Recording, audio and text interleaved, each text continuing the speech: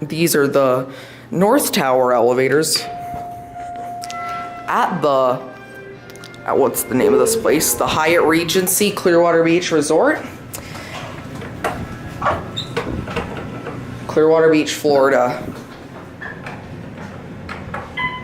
The one button appears to either be locked or broken. Maybe because it's being renovated. Possibly, it's probably locked off. Yeah.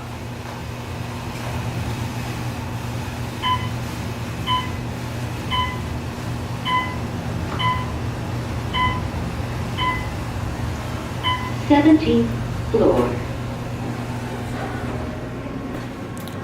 Going down. Not much to see up here. 17. Gonna go back down to 2.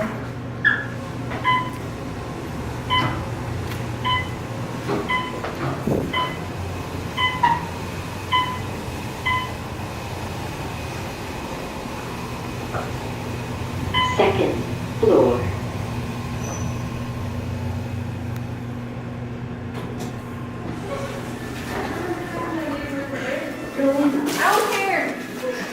There it goes, and that's it.